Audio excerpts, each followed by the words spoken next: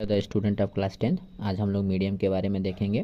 तो सिंपल देखिए, मीडियन की अगर हम बात करें तो मीडियन का फार्मूला क्या होता है आपका L plus N by two minus C F divided by F into H. ठीक है, ध्यान से देखिए, अगर यहाँ पे हम L की बात करें तो L क्या है आपका लोअर लिमिट है। ठीक है, N क्या है नंबर ऑफ ऑब्जर्वेशन है, सी एफ का क्या है कम्युलेटिव फ्रीक्वेंसी। अभी हम लोग आगे देखेंगे कि कैसे हम लोग कम्युलेटिव फ्रीक्वेंसी को लेते हैं, और एफ क्या है आपका फ्रीक्वेंसी है। लेकिन ये सब चीज़ किसका लेंगे हम लोग मीडियन क्लास का लेंगे। तो ध्यान से देखिए, कुछ एग्जांपल यहाँ पे हमने लिखा है।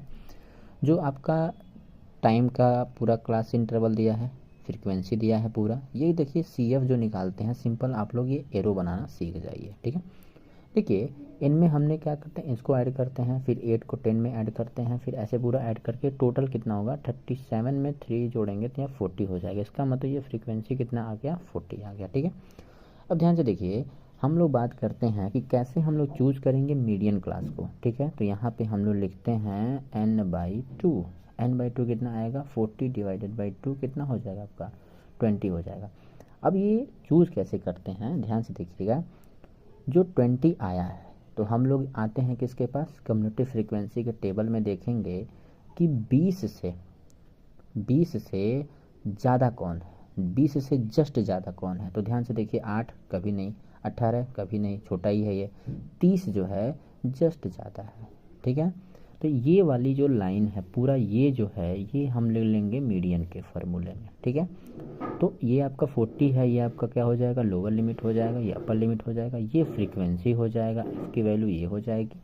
अब ध्यान से देखिए, कम्युलेटिव फ्रीक्वेंसी जो हम लोग लेते हैं वो 31 से जो आता है ये उसका जस्ट प्रीसीडिंग वाला टर्म लेते हैं, ये आपका सी एफ हो जाएगा। ठीक है, अब ध्यान से देखिए, अगर सिंपल हम लोग यहाँ पे रखते हैं तो यहाँ रखेंगे हम लोग 40 प्लस n/2 कितना निकल के आया है 20 माइनस कम्युलेटिव फ्रीक्वेंसी कितना है 18 डिवाइडेड बाई ये कितना हो जाएगा 13 इंटू एच कितना है 60 में से 20 घटाएंगे कितना होगा आपका 20 हो जाएगा।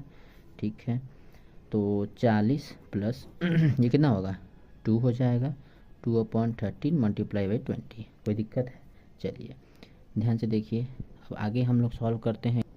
ध्यान से देखिए, अगर इसको हम आगे सॉल्व करते हैं तो ये क्रॉस मल्टीप्लाई कर सकते हैं सिंपल, या फिर आप एलसीएम लेकर के सॉल्व कर सकते हैं, कोई दिक्कत वाली बात नहीं है। तो ये 40 में अगर 13 का मल्टीप्लाई करते हैं तो आपका आएगा 520। ठीक, 520 में आप 40 को ऐड करेंगे डिवाइडेड बाई 13, तो 520 में से ये 520 प्लस 40 करेंगे आप तो आएगा 560 डिवाइडेड बाई 3। ठीक है, 560 को अगर हम भाग करते हैं 13 से तो ये आपका अप्रॉक्स आएगा 43